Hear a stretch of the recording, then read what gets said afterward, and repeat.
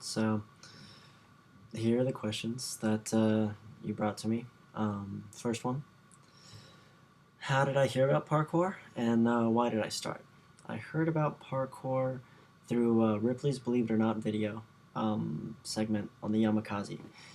It just showed them kind of tearing up Paris, or at least moving in all different sorts of ways, and as soon as I saw it, I was just instantly fell in love. I have always been interested in, ninja stuff, Jackie Chan, the whole kind of stereotypical kid just wants to be an action star kind of thing.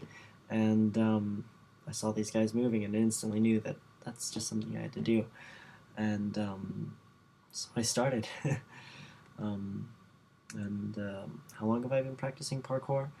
I've been training since April 2004.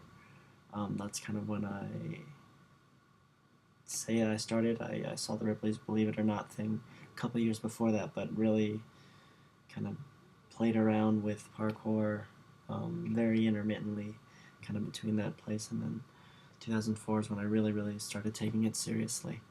And where do I see the community in 5 to 10 years?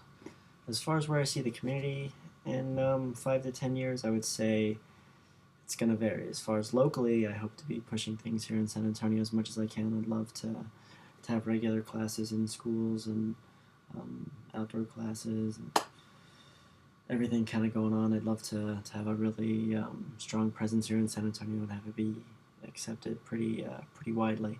As far as nationally, it's really hard to say.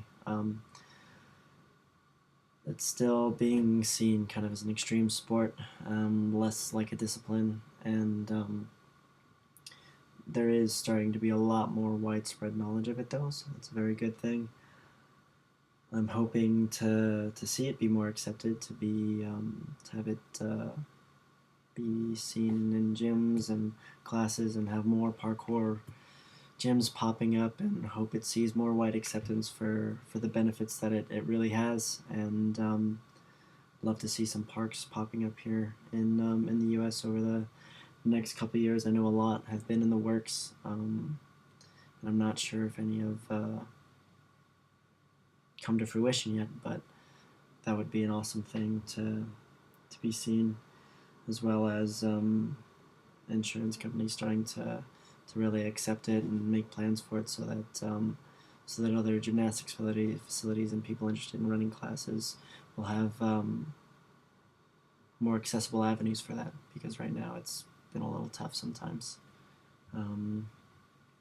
How I feel the parkour community is different from other communities. Well, one, it's different in that a lot of people have found it, and the first generation of guys here in the U.S. kind of just did it. So it's an interesting shift from being something that people seeing that you can just kind of pick up and play, just like, oh, okay, start doing parkour, which is an amazing thing that you can do about parkour, or with parkour, but it's also something that if you really want to progress in it, you have to take it really smart, and you have to really have a lot of discipline, which if you don't have, you'll end up getting injured if you're teaching yourself, and even if you're being taught by someone that doesn't know what they're doing, again, that's another way to kind of get injured. So it's different in that there's a lot of fuzziness right now, I think, as far as how to train it correctly, and the best ways to do that, as well as good resources. There's tons and tons of resources, and lots of them are very good, but you can't, someone just getting into parkour is not going to be able to see, this video and say it's better than this one or whatever. So it's kind of, I think it's a little different in that there's a lot of grassroots things going on, and our focuses are still, though, as kind of a whole, very scattered. So people getting into the parkour scene can have vastly different experiences, and I feel like that's something that kind of is a little bit different from getting into anything else, because martial arts, there's classes everywhere for that, rock climbing, there's gyms and stuff like that, and With parkour, there's nothing like that yet. So I mean, there are in some places, but like I said, it's pretty scattered. As far as what I have to say to the next generation of practitioners, if I were to say anything to the next generation of practitioners, it would mostly be to train safe and train hard. Really do your research or get a good trainer and take it slow. I mean, lots of guys are um, really rushing and progressing fast, and I think it's a great thing. I think you can definitely progress way, way faster and safer than you can when I first started. There was no information, but you still got to take your steps, make sure you build your foundation, and try and get interested in all different forms of movement. You know, not necessarily flip focused, but not necessarily just vault focused either. You know, find climbing challenges. Really try and diversify your movement as much as possible, because I think that's what's going to make you